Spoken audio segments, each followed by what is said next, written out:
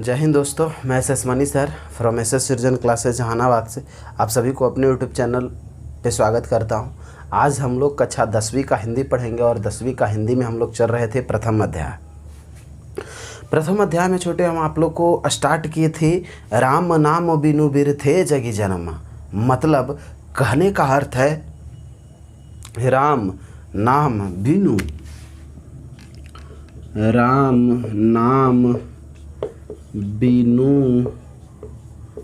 बिरथे जगी जन्म।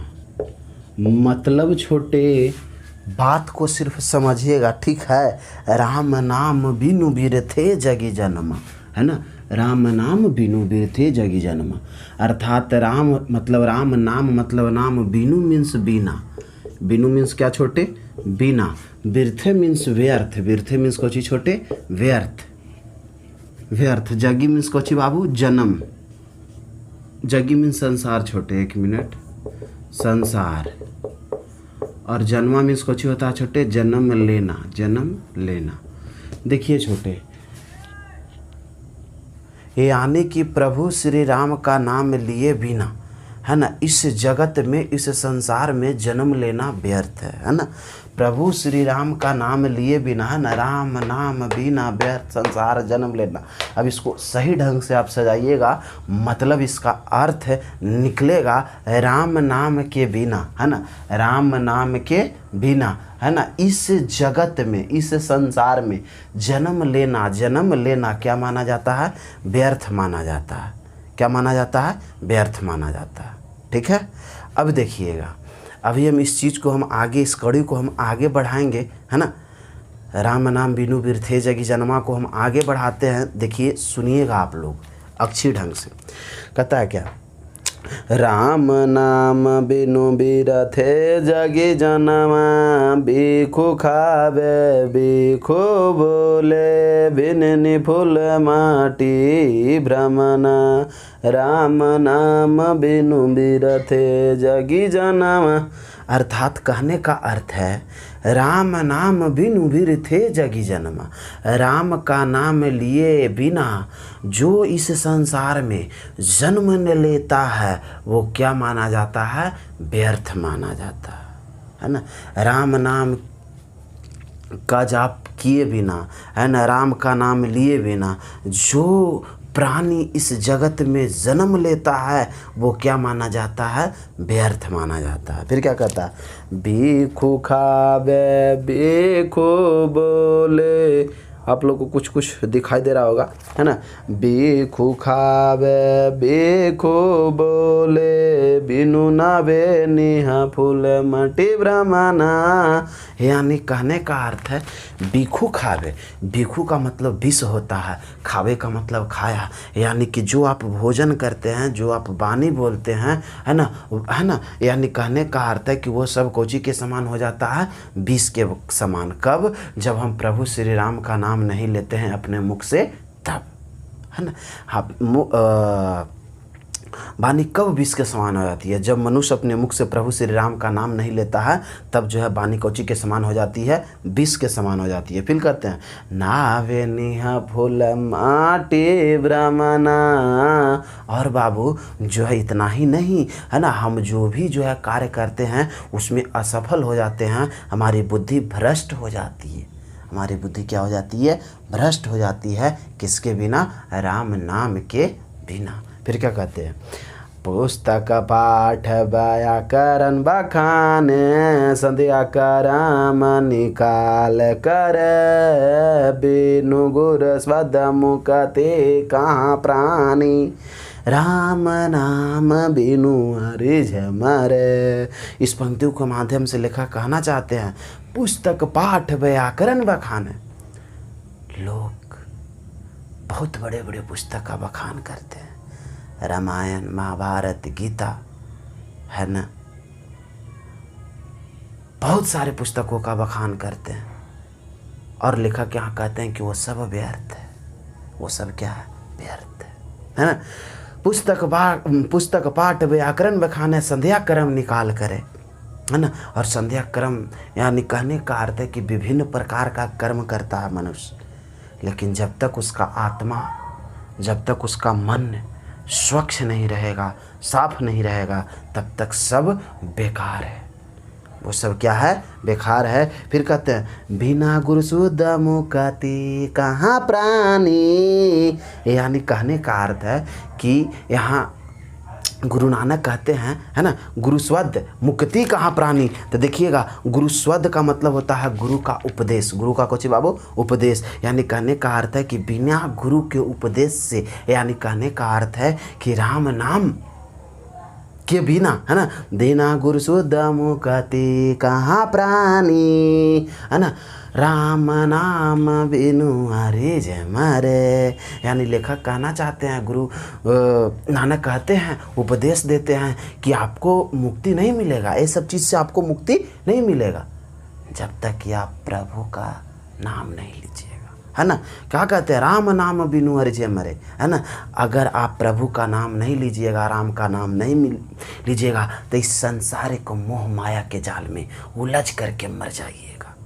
उलझ करके क्या हो जाइएगा? मर जाइएगा। ये कौन कहते हैं? गुरु नानक, है ना। यानी गुरुस्वद बताते हैं, है ना। गुरुस्वद में इसका जो होता है गुरु का उपदेश, है ना। गुरु नानक उपदेश देते हैं, कहते हैं उलझ करके मर जाइएगा इस संसारिक मोह माया में। इस संसारिक मोह माया को आप पार नहीं कर पाइएगा, है ना। ये कौन कहते हैं? गुरु नानक। किसके नाम के बिना? राम के नाम के बिना। फिर क्या कहते हैं?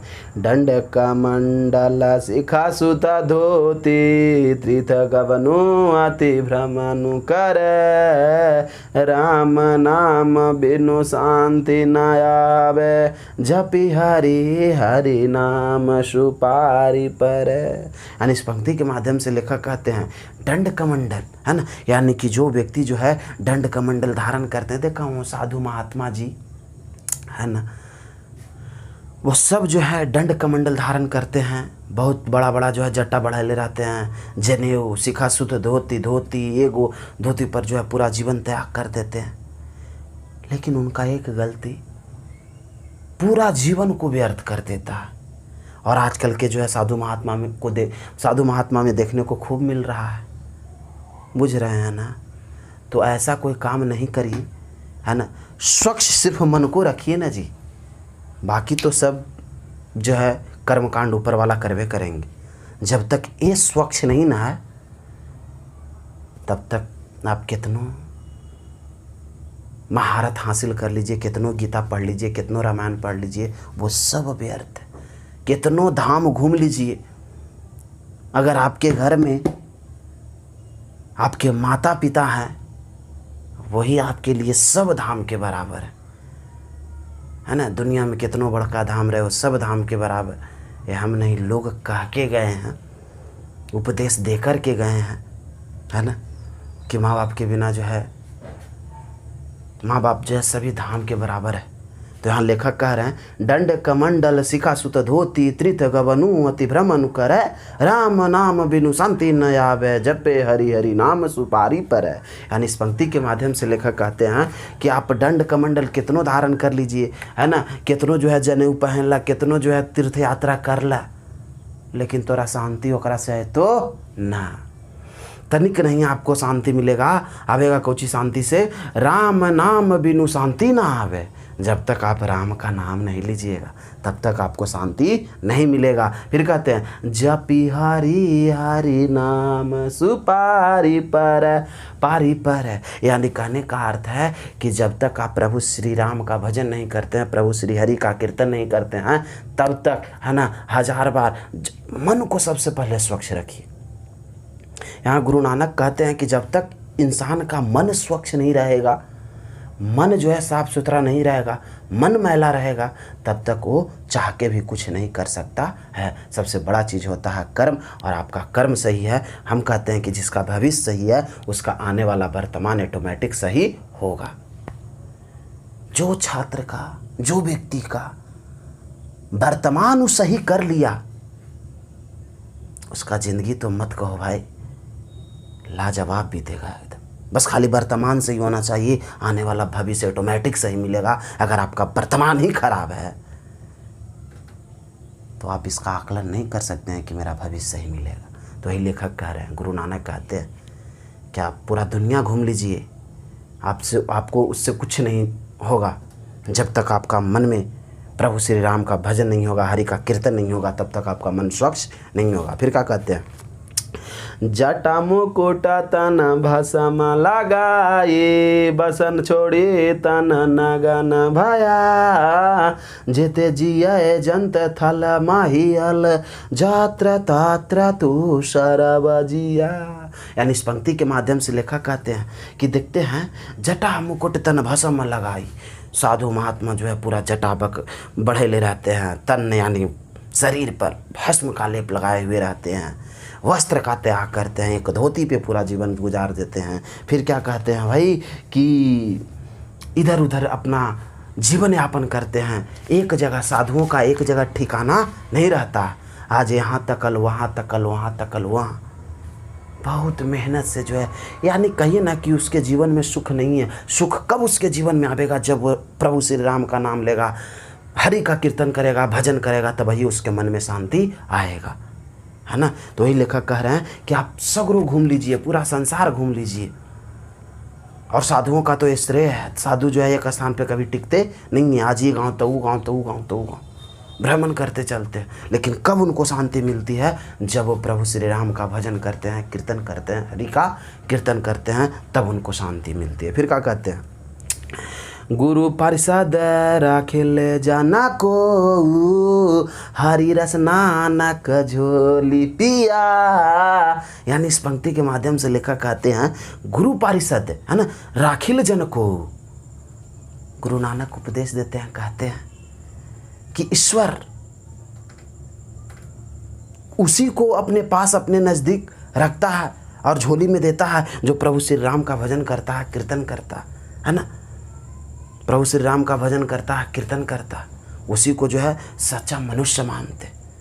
अब आइए, अब क्या कहते हैं मनुष्य के बारे में लेखक, है ना, साफा कहें कि जन को हरि रस नानक झोली पिया, है ना, हरि रस नानक कोची बाबू झोली पिया। यानी लेखक कहते हैं, गुरु नानक कहते हैं कि राम का नाम लीजिए, है ना, आपका झोली, यानी कहने का अर्थ है कि जीवन कभी भी जो है व्यर्थ नहीं होगा, है ना, मुक्ति मिलेगी। अब इधर आइए, फिर क्या कहता है, जो नर दुख में दुख नहीं माने, यानी अगला पॉइंट है, जो नर दुख में दुख नहीं माने, दुख नाही माने, नाही माने, माने, यानी कहने का अर्थ है छोटे कि जो मनुष्य है ना, जो नर दुख में दुख नहीं माने, जो मनुष्य दुख में भी अपने आप को दुखी महसूस नहीं कराता है ना, अपने आप को दुखी नहीं मानता है, वही तो सच्चा मनुष्य। उसी के हद में तो प्रभु श्री राम का वास हो सकता है, हरि का वास हो सकता है, ब्रह्मा का निवास स्थान बन सकता है, उसी मनुष्य के हद में। देखिए आगे सुनिएगा क्या है मामला, क्या कहते हैं, जो नर दुख में दुख नहीं माने, सुख स्नेह अरु भय नहीं जाके, कंचन माटी जने। ये हम लोग का जो शरीर है, सुनिएगा इस पंक्ति के माध्यम से लेकर क्या कहते हैं, सुख स्नेह अरु भय नहीं जाके। ये हम लोग का जो शरीर है वो माटी है, ये शरीर मिट्टी में मिल जाता है, लेकिन फिर भी ये हम लोग के लिए किसका काम करता है, सोने जैसा है। जब तक हम लोग जीवित हैं, है ना, कहता है ना कि इंसान का शरीर और समय ये दो चीज़ सही होना चाहिए, शरीर और समय ये दो चीज़ क्या होना चाहिए, सही होना चाहिए। तो ये हम लोग के लिए सोना है। लेखक कहते हैं कि सुख स्नेह अरु भय नहीं जाके, यानी जो व्यक्ति सुख स्नेह के पीछे नहीं भागता है ना, उसका जो शरीर है वो किसके समान है, सोना के समान, है ना। ये जो मिट्टी का शरीर है ना, ये मनुष्य के लिए सोना है, सोना। फिर क्या कहते हैं, ना ही निंदा ना ही स्तुति जाके, लोभ मोह अभिमाना।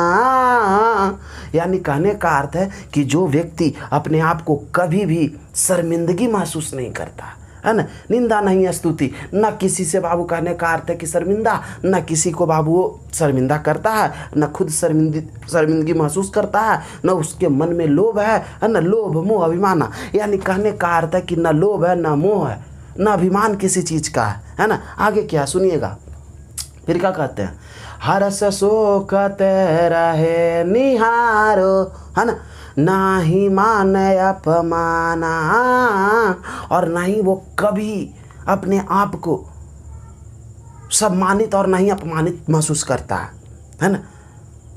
वैसे व्यक्ति, लेखक यहाँ कहते हैं, गुरु नानक कहते हैं कि जिसके पास क्या नहीं भाई, सुख स्नेह का जाप नहीं करता हो, है ना, अपने सोने जैसा शरीर को स्वच्छ रखता हो। फिर क्या कहते हैं, नहीं निंदा नहीं स्तुति, ना वो किसी को निंदा करता है, ना किसी को स्तुति करता है ना। फिर क्या कहते हैं, ना उसके मन में लोभ है, ना मोह है, ना अभिमान है, वो कुछ भी नहीं है, यानी वो सच्चा व्यक्ति है।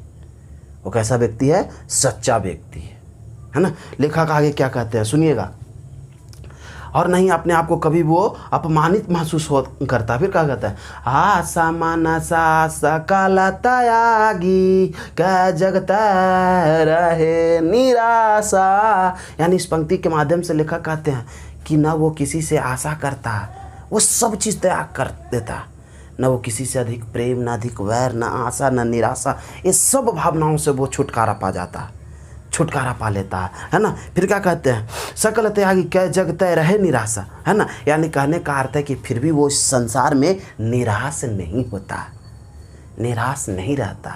आगे लेकर क्या कहते हैं, काम क्रोध जेहि परस नाहिन देहि घट ब्राह्म निवासा। इस पंक्ति के माध्यम से लेखक कहते हैं, काम क्रोध, न उसके पास क्रोध है, न किसी चीज़ के लिए काम का क्रोध है, न लोभ है ना। और फिर क्या लेखक कहते हैं, जेहि पर से नहीं तेहि घट ब्रह्म निवासा। और बाबू कहने का अर्थ है कि ऐसे व्यक्ति के ही मन में हद में ब्रह्म का निवास होता है, निवास स्थान होता है। कैसे व्यक्ति, जिसके पास लोभ मोह अभिमान लज्जा अपमानित स्नेह, है ना, जैसी भावनाओं नहीं है ना।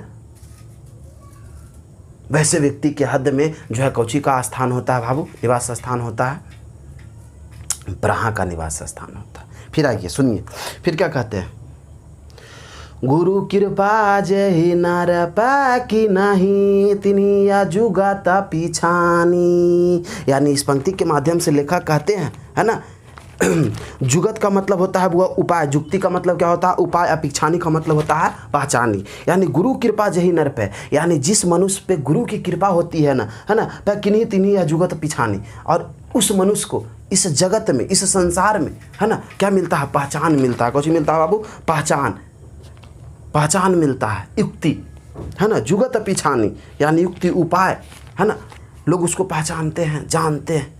सच्चा व्यक्ति को देखिए, आज सच्चा व्यक्ति चमके या 10 साल बाद बाबू उसको लोग जाने, लोग जानता जरूर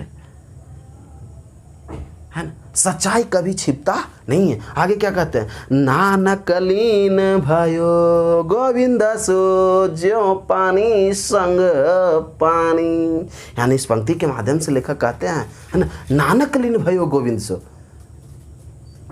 समझ रहे। यानी लेखक कहाँ कहते हैं, गुरु नानक कहते हैं कि हम वैसे चीज़ों में, है ना, गुरु गोविंद भयो गोविंद सो, है ना, जिस प्रकार से गोविंद के मन में, यानी कहने का अर्थ है बाबू कि जैसे देखिए यहाँ जो गुरु नानक लिखे हैं ना, ये सिख धर्म की बात है, बात समझ रहे। तो गुरु गोविंद सिंह एक थे, है ना, और उनका भी स्तुति बहुत अच्छा सिख धर्म में किया जाता है ना। तो यहाँ लेखक कह रहे हैं, गुरु नानक कह रहे हैं कि हम लीन हो जाते हैं, अपने प्रभु के माया में लीन हो जाते हैं। जिस प्रकार से पानी संग पानी, है ना, पानी संग पानी, मतलब अगर आप दूसरे पानी और अपना घर का पानी मिला देते हैं तो एक ही रूप हो जाता है। उसी प्रकार से लेखक कहते हैं कि भगवान तो एक है, सिर्फ मानने वाले अलग अलग होते हैं ना, और सबको मिला दो तो एक है, ईश्वर एक। और हम जो है लीन हो जाते हैं अपने प्रभु के भजन में, अपने प्रभु के कीर्तन में। ये कौन कहते हैं, गुरु नानक, है ना। यानी कहने का अर्थ है, लेखक यहाँ बताते हैं, है ना, कि इसे सांसारिक मोह माया में उलझ करके मर जाता है व्यक्ति, है ना। लेकिन जो प्रभु श्री राम का भजन करता है, कीर्तन करता है ना, ये सब चीज़ों को पार करके एक अपना अलग जीवन बिताता है। इति श्रायखंडम इदम अध्याय, यानी प्रथम अध्याय समाप्तः, यानी यह जो प्रथम अध्याय है वो क्या हो गया बाबू, समाप्त हो गया। ठीक है, अगला दिन हम लोग चलेंगे इसका क्वेश्चन आंसर। आप एकदम निश्चिंत होइए, एक एक क्वेश्चन बनेगा छोटे, आप खाली बना के देखिएगा। अच्छा देख लो ना, ये जो देख लो, कभी किसके बिना इस जगत में जन्म व्यर्थ मानता है, तो प्रभु श्री राम नाम के बिना नहीं। वाणी कब इसके समान हो जाती है, जब हम अपने मुख से प्रभु श्री राम का नाम नहीं लेते हैं, भजन नहीं करते हैं, कीर्तन नहीं करते हैं, तब इसके समान हो जाती है। ऐसा नहीं लिखना, हम लिखावेंगे। नाम कीर्तन क्या है, कभी किन कर्मों की व्यर्थता सिद्ध करती है, तो सब चलेगा अगला दिन, आप निश्चिंत रहिए, है ना।